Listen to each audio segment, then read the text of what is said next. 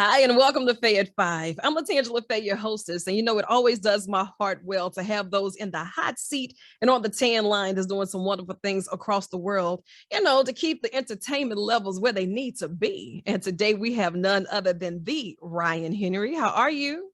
What's going on? How you doing? How you doing? So far, so good, inching our way closer to the weekend. I see you got the sun hitting just right.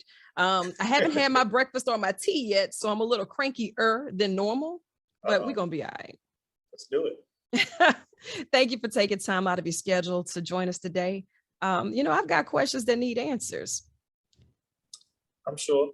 Yeah, we're here with Black Ink Crew Chicago, where no one does it better. How did you know that you wanted to become a part of this franchise and say, I'm just going to let this drama unfold in front of the cameras? I didn't. Okay. Yeah, Do explain. Yeah. Like I said, in a nutshell, I was approached in the sense of what I was doing with my business and with my team.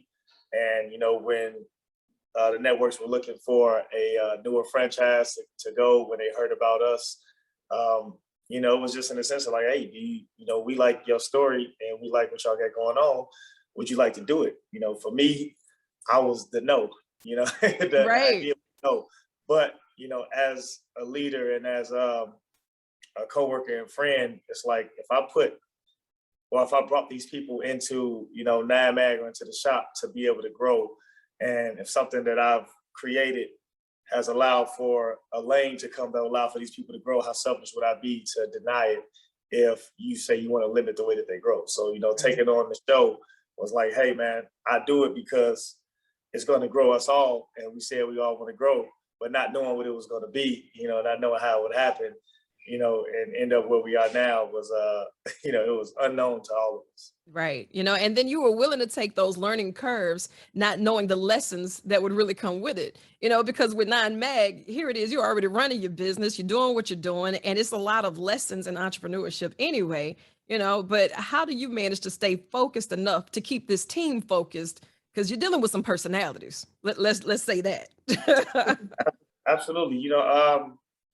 It's about knowing the end goal. If the end goal was always to grow, and the end goal was always to, escalate each other, you got to feed into your people, you know what I mean? And you got to, it's got to reciprocate from the people that you're around, you know what I mean? And when certain energies don't do that, you'll have the separation, you know what I mean? And that's what brought on the natural dramas that we didn't have initially at first for television. We was all kicking it and just being friends, you know what I mean? But then when I had to start learning business, and then seeing what had to happen and what had to change, the people who knew that they had to change with how business was going, they stuck around. The people who didn't, they fell by the side. So, when you have that common goal of growing in every realm, that's from being, kids in the street to, wanting to handle business.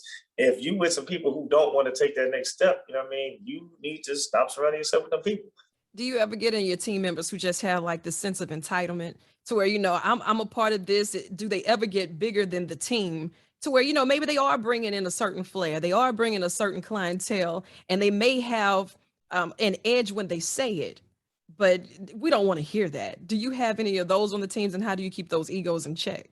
Yeah, I've had that before, you know what I mean? And fortunately, they've weeded themselves out, you know what I mean? It's rhetorical in the sense of that ego that you would have and that you would have to speak on, you know what I mean? Like you shouldn't sit at the table, with people who bragging about feeding. Right. You shouldn't have to compete from within, you know what I mean? Because when you're doing that, you know what I mean? Like now you can't, especially if they beneath, you know what I mean? That's how about that?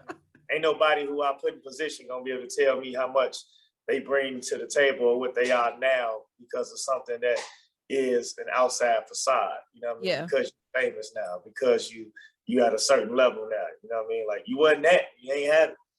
You know what I mean? So that makes a lot of sense. You don't want people sitting at the table reminding you, I got this seat. Well, I don't want to have to remind you that it's my table. You know what I mean? Yeah. Like, can we not do that? It makes it a lot easier for everybody. Yeah, that's the thing. I'm not a person who reminds anybody that it's my table. But if you're gonna be talking about how much is your seat, you know what I mean, you can get sat down and you know what I mean, brought back to square one. Right. What's next for Nine Mag? I mean, here we are. We're talking expansion. We're growing. You're a part of an amazing franchise right now. You're thinking about taking it to the next level, next city, next state.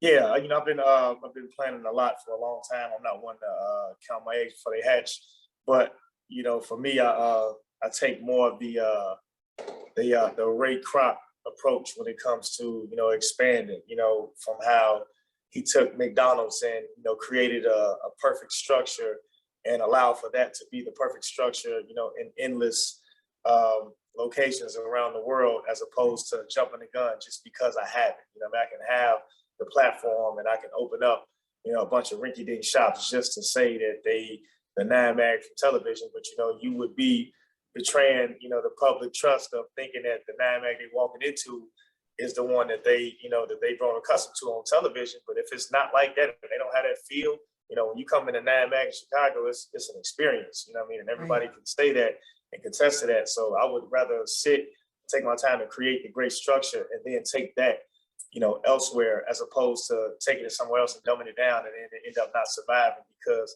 it's not what the experience is. And so many people do that, oversaturate themselves in their business and not make it be the structure that's what it's got to be first because of the greed of what they want Yeah. beforehand.